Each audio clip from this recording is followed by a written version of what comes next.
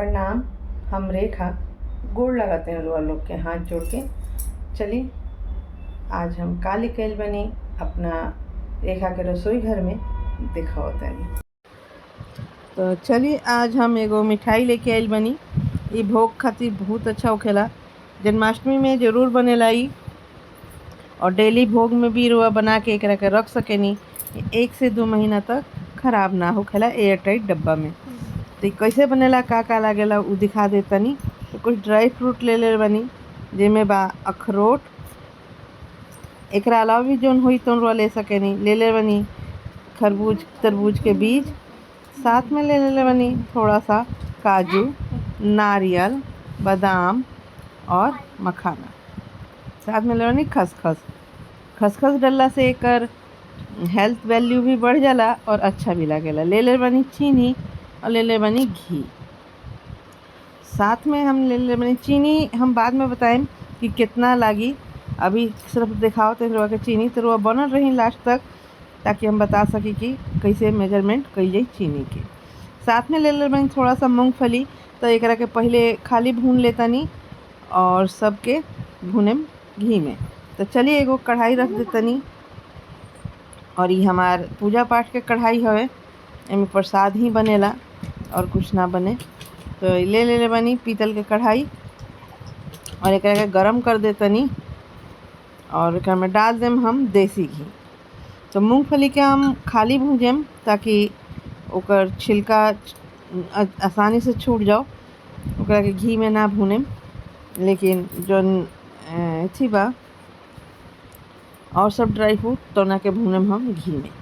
तो एकरा के खाली भून लिया और ठंडा करके छिलका हटावल जाई, वरना छिलका जल्दी ना हटेला। और साथ में ये सारा खाना जितना बा उ सब बिल्कुल कम से मीडियम आंच में बनी, या तो एकदम लो या मीडियम। चलिए मैं देसी घी डाल देतनी, ताकि जितना ड्राई फ्रूट बा ओकरा के भूने में आसानी हो, जल्दी गरम हो जाला। एकरा साथ ही हम एगो और रेसिपी लेके आए भोग वाला, जल्दी ही जन्माष्टमी से पहले। थोड़ा लेट हो गई है, कुछ घर के कारण रहला सा, तो हम ना दे पैनी है। तो चलिए घी गरम हो गई। अब हमें सबसे पहले हम डालें बादाम। हम एक के साथ सबके भूनतनी, और वह अलग अलग भी भून सकेनी। जब बादाम थोड़ा भून जाई, क्योंकि बादाम में थोड़ा टाइम लागेला और सब में टाइम ना लागेला। तो बादाम थोड़ा सा भून गई तब डाल देतनी नारियल। बादाम में थोड़ा टाइम लागेला, वही से बादाम पहले डाल देनी है। बादाम थोड़ा भून गई तब हम नारियल, छुहारा, काजू जितना बावे वो सब डाल के एकरा के अच्छा से भून लेम, लेकिन मीडियम टू लो हीट पे, वरना ही जल जाई। तो चलिए अब डाल देतनी मखाना और जौन बीज बावे दोनों के भी। तो बीज मखाना सब डाल दिए, और अब तब तक भुजाई जब तक मखाना जौन बा वो अच्छा से भुन ना जाओ। ओकर निशानी का है दिखाओ तनी रुआ के भुनला के बाद। तो चलिए ये अच्छा से भून लिया, और इन्हें जौन मूंगफली बा ओकरो के धीमा आंच पे भुनाता। और मूंगफली के जब पेट फाटे लगी तो समझ जाएम कि मूंगफली हो गई बा, और इन्हें मखाना एकदम क्रिस्पी हो जाई तो समझम कि भुजा गई बा। और जो मेलन सीड्स बा, वाटरमेलन और मेलन के, वो मोटा मोटा हो जाई फूल के। इन्हें देखिए धीरे धीरे मोटा मोटा हो गल बा, और एक पेट भी फाटे लगल मूंगफली के। तो अभी और थोड़ा सा भून लिया, न तो छिलका छोड़ाए में दिक्कत हो जाई। और ये दोनों ही मीडियम आंच पे करम, चाहे लो आंच पे। चलिए देख लिया वो अपन ड्राई फ्रूट भइल कि ना भइल। तो ड्राई फ्रूट लगभग हो गल बा, काहे कि जो नारियल बा ओकर रंग रुआ देखा तनी, कोनो नारियल के रंग चेंज हो गल बा। फिर भी थोड़ा सा और हुई, अभी क्रिस्पी इतना नहीं है भाई। ये देखिए अब हो गल बा क्रिस्पी। देखा मतलब हो गल बा। एकरा के हम ठंडा कर लेतनी कोनो दूसर बर्तन में निकाल के। तो चलिए निकाल लिया एकरा के दूसरा बर्तन में, और मूंगफली के भी बंद करके ठंडा कर लिया, ताकि मूंगफली भी ठंडा हो जाओ। तो यही कढ़ाई में हम खसखस भी भून लें, तो रह दिया था एकरा के कढ़ाई के, और एक दोनों के हटा दिया। जो थोड़ा सा तेल बचल बा ओकरे में हम एकरा के भून लेम खस के, बिल्कुल कम आंच करके, सॉरी। तो देखी एकरा के अच्छा से भून लिया बिल्कुल कम आंच पे। ये देखिए जब भी थोड़ा रंग चेंज करे लगी, और ये टाइम हम बिल्कुल ही आंच कम कर देले बानी। तो जैसे ही ये रंग चेंज भइल वैसे ही एकरा के हम बंद कर देम और निकाल लेम कोनो बर्तन में। चली इन्हें मूंगफली के भी छिलका हटा लिया बा, और इनमें से थोड़ा सा मूंगफली लेम, सारा मूंगफली ना लेम न तो स्वाद बिगड़ जाई। तो थोड़ा सा मूंगफली ले लिया, बस इतना सा ही। और एकनी के दरदरा पीस लिया, इहो ठंडा हो गल बा तो सबके दरदरा पीस लिया, एकदम बारीक ना ही एकदम मोटा। और इन्हें देखी हम खसखस के बीज भी निकाल के रख दिले बनी। ले ले मेरे को मिक्सी जार और लेके हम एकरा के पीस लेतनी। तो देखी एहू में मेलन सीड आ गल बा और एहू में रह गल बा। एकरा के ना पीसे में एकरा के अलग रख देतनी और एकरा के पीस लेतनी जौन जार में बतौना के। एकरा के रोकेम फिर चलाएम, रोकेम चलाएम, ऐसे करके पिसाई, एक लगातार ना पिसाला।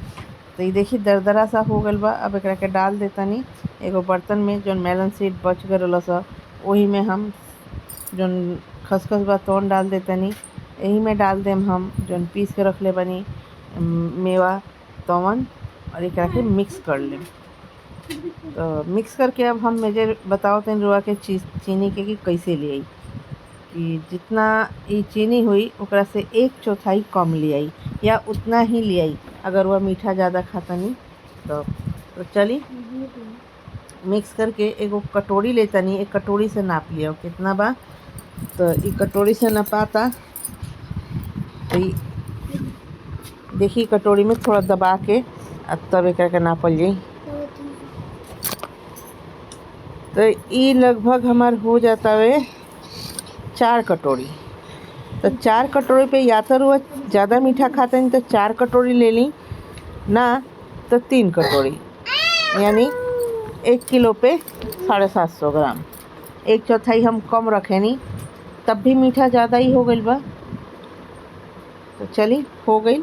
अब एक के साइड कल जाओ, और जो कढ़ाई बावे वही कढ़ाई में हमने के पानी डालल जी और चीनी डालल जी। तो एक साइड कर लिया एकरा के। और खसखस जोन बावे तो पीसल ना जाला, साबुत ही डालल जाला। ई मुँह में आवेला जब खाई जाला तो अच्छा लागेला, और कृष्ण जन्माष्टमी में भी और भोग में भी काम आवेला।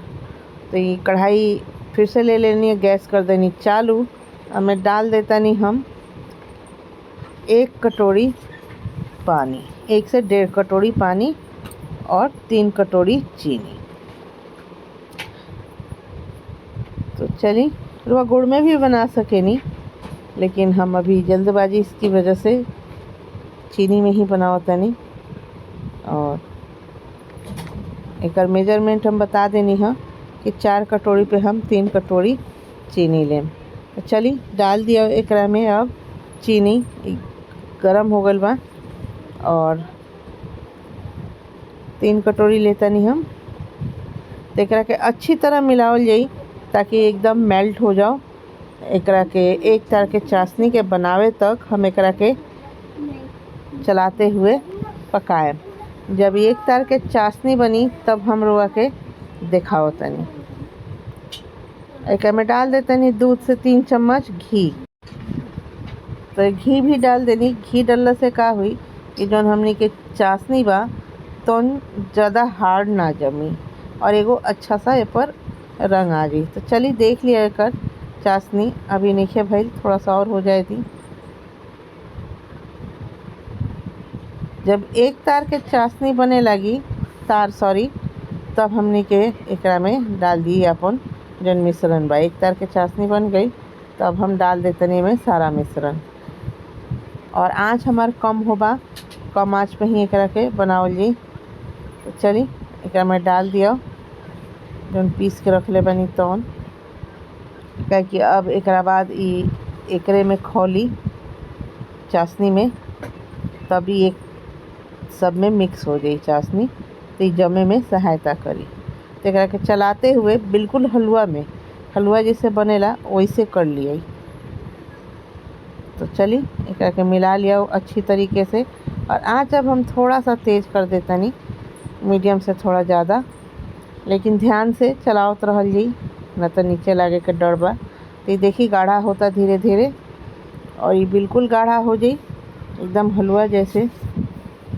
तब हम आँच बंद कर दें, और एगो तब तक थाली में घी लगा के ग्रीस कर लिया। और वह लगे अगर कोनो मोल्ड बा या फिर ट्रे बा तो रुआ में लगा सकेनी।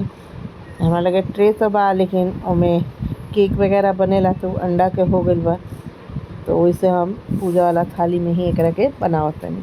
तो पूरा अच्छा से ग्रीस कर दिए ताकि एमें जौन हमार पाक बा तौन चिपकी ना। देखी धीरे धीरे गाढ़ा भइल जाता है, और एकदम बिल्कुल अब हम आँच बंद कर दें। एकरा के फिर भी लगातार चलावत रहें, क्योंकि कढ़ाई गरम बा तो जले के डर बा। तो बंद कर देतनी गैस, और एकरा के अब हम लगातार चलावत रहें। जब ये थोड़ा गाढ़ा हो जाई तब हम एकरा के ट्रांसफ़र करें थाली में।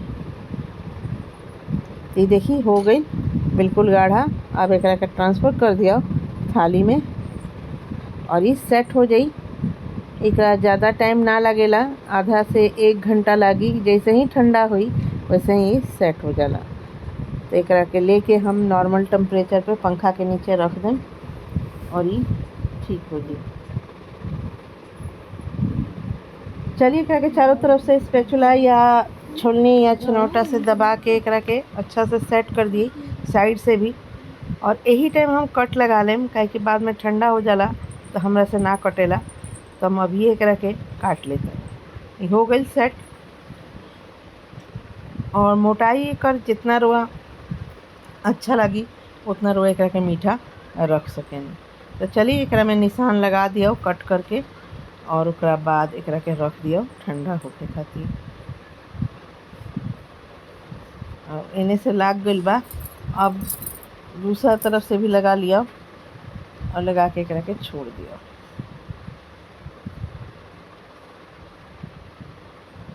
तेली हो गई। अब रख दिया तो एकरा के ठंडा होके खातिर। ठंडा हो गई। ये देखिए आराम से जहाँ जहाँ कट लागल बा उस बाद थोड़ा सा चाकू लगाते ही निकल जाता, और हार्ड नहीं खे, ये आराम से टूट जाता है। तो चलिए एकरा के सर्व कर लिया। तो रुआ जन्माष्टमी में कृष्ण भगवान के भोग लगाई, या रुआ डेली के भोग में ही रखी, कभी भी रुआ बनाई और एकरा के भोग में रखी, या नॉर्मली ऐसे भी रुआ बच्चा सन के दे सकेनी। बच्चा खाए लनसन मीठा चीज़, तो कनी के ज़रूरी बना के दी, हेल्दी भी बा और टेस्टी भी बा। तो चली रुआ बनाई खाई। अगर औरो कोनो तरीका होई मेवा पाक बनाए के तो ज़रूर हमरा के बताएं। तो मिलत है नेक्स्ट वीडियो में, तब तक खातिर नमस्कार, धन्यवाद।